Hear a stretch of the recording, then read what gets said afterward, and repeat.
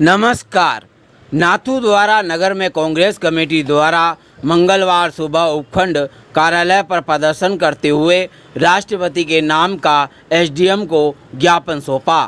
PCB सदस्य देवकीनंदन गुर्जर ने बताया कि राजस्थान सरकार के 10 महीनों में अतिवृष्टि से खराब हुई किसानों की फसल का मुआवजा, बढ़ती महंगाई, महिलाओं पर अत्याचार सहित नाथू द्वारा से सन्नाड्य परिवार के मकानों को आधी रात में गिराने के मामले की जांच व मुआवजे को लेकर ज्ञापन सौंपा गया।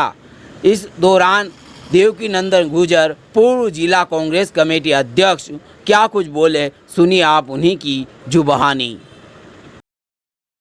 आज जो ज्ञापन दिया है कांग्रेस पार्टी ज्ञापन दिया तो पीसी की तरफ से था कि जो कांग्रेस का जो अतिवृष्टि से जिस प्रकार से किसानों की फसलें बर्बाद हो चुकी है उस आधार पर था कि कम से कम संवेदनशील सरकार है ये 25 सरकार की, कम से कम इनकी संवेदनशीलता होनी चाहिए कि किसान किस प्रकार से तबाह हो रहा है तो उसकी फसलों की वैल्यूएशन करके उसको मुआवजा दिला जाए। जबकि अरबों रुपए का इंश्योरेंस होने के बाद भी सरकार और ये सब मिले हुए हैं इंश्योरेंस कंपनी वाले और किसान को कुछ नहीं मिलकर कर रहा था। इस संबंध में हमने धरने दिया। साथ ही हमारे एक भाई का, अब मैं नाथद्वारा में हम सब भाई है, बीजेपी कांग्रेस कुछ नहीं है, लेकिन बड़ा दर्द होता है। मैं उन व्यक्तियों के हम सब नाम जानना चाहते हैं जिनने इसको आगे बढ़कर किस प्रकार से शिकायत थी। अगर उसमें संवेदना होती छोड़ी तो कम से कम उस मकान को सीज कर दिए। नाथद्वारा में मैं एक बात का, अगर नगर पालिका सही है, इनकी भारतीय जनता पार्टी सही है, बता कि नाथद्वारा में कितने अवैध मकान बने हुए हैं, कितने अवैध मकान है। एक ही मकान गिरना है, किसी जरूरत पड़ी तो उनको सीज कर सकते थे।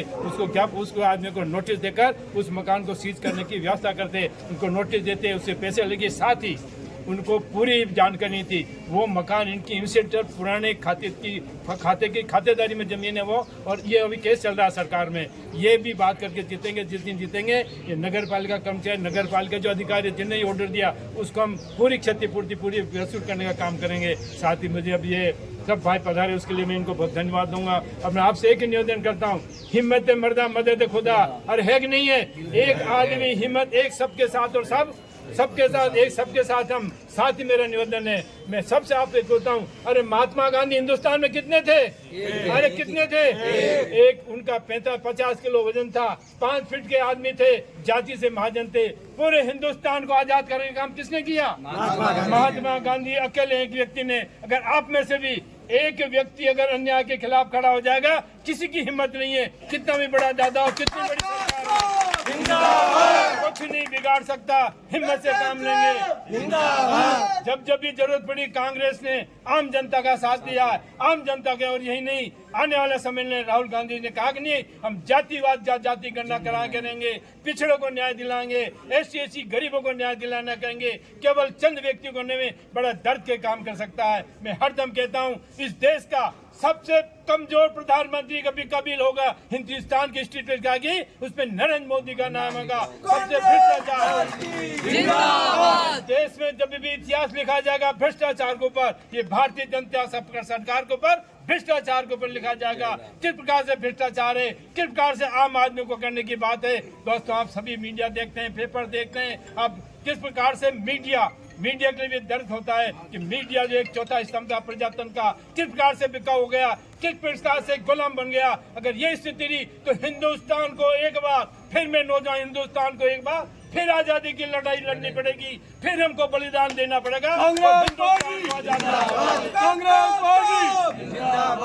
ये फासिस्टवादी आदमी है, कहते कुछ है, करते कुछ है, ईमानदार नहीं, बेईमानी का काम करते हैं। दोस्तों, महात्मा गांधी को नकारने का काम करते हैं, जवाहरलाल नेहरू की नकारने का काम करते हैं, और ये सावरकर की बात करते हैं। सावरकर व्यक्ति था जिसने माफी मांगा था, अंग्रेजों से पेंशन वसूल करता था।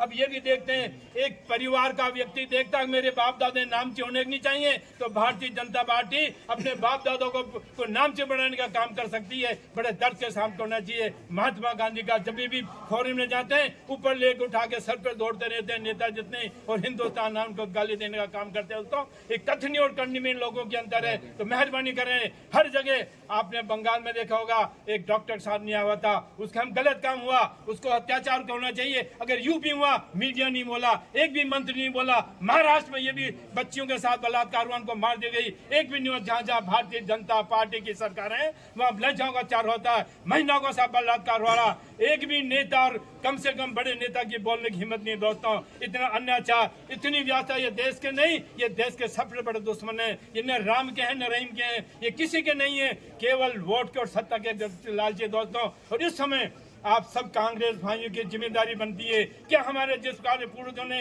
इस देश को आजाद करने का बलिदान दिया, इस देश की अक्षरता को बढ़ने का काम किया, इस दुनिया का सबसे बड़ा प्रजातंत्र जिंदा रहना चाहिए, जिंदा रहना चाहिए। तो आप सभी को इसी प्रकार से एक आवाज पर खड़े होकर अन्याय के खिलाफ होंगे, निश्चित आपकी विजय होगी और आपकी जय बोली जाएगी दोस्तों। यही आपसे निवेदन है। आप सब परिवार को बहुत बहुत धन्यवाद।